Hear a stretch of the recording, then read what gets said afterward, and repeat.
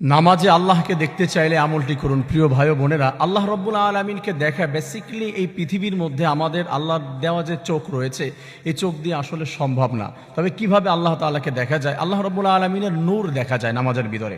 হযরত আলী রাদিয়াল্লাহু তাআলা আনহুকে প্রশ্ন করা হয়েছে, আলী, তুমি যখন নামাজ আদায় করো তুমি কি কিছু দেখতে পাও?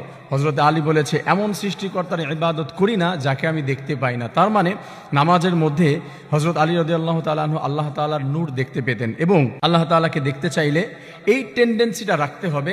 রাসূল করিম সাল্লাল্লাহু আলাইহি ওয়াসাল্লাম জানিয়ে দিয়েছেন হাদিসে জিবরিলের মধ্যে, আনতা আবুদাল্লাহ কান্নাকা তারা ফাইন লাম তাকুন তারাহু ফাইন্নাহু ইয়ারাক। আপনার এই টেন্ডেন্সি, এই মানসিকতা নিয়ে নামাজ আদায় করতে হবে। আনতা আবুদাল্লাহ কান্নাকা তারা, এভাবে ইবাদত করবেন যে আমার সৃষ্টিকর্তা আল্লাহ রাব্বুল আলামিনকে আমি দেখতে পাচ্ছি আর আল্লাহ তাআলাকে দেখতে পাচ্ছি। এই টেন্ডেন্সি মানসিকতা রাখতে যদি কষ্ট হয়ে যায়, অন্তত এই মানসিকতা রাখতে হবে যে আমার রব, আমার আল্লাহ অবশ্যই আমাকে দেখতে পায়।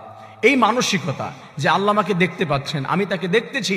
আমার প্রিয় ভাই বোনেরা, এটা নিয়ে যদি কেউ ইবাদত করে এইভাবে, আল্লাহ রাব্বুল আলামিন জানিয়ে দিয়েছে, বান্দা তুমি যখন নামাজের মধ্যে চলে যাবে সিজদায়, মূলত সিজদার ভিতরে যখন তুমি চলে যাবে, রাসূল করিম সাল্লাল্লাহু আলাইহি ওয়াসাল্লাম জানিয়ে দিয়েছে, আকরাবু মা ইয়াকুনুল আবদু মির রাব্বিহি ওয়া হুয়া সাজিদুন ফাআকসিরুদ দুআ।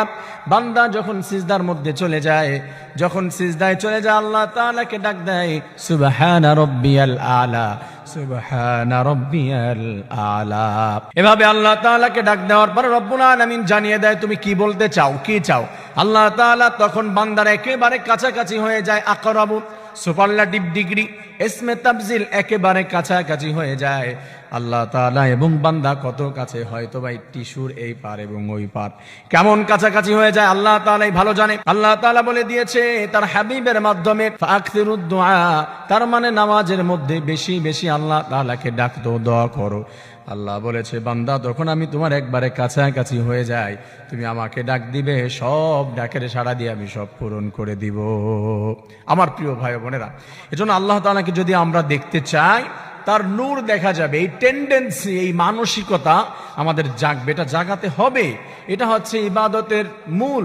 এটা যদি আপনার মধ্যে না থাকে, ইবাদতের বেজ হচ্ছে আপনার ভাবতে হবে যে আমি রবকে দেখতেছি বা রব আমার দিকে তাকিয়েছে, আমাকে দেখছে।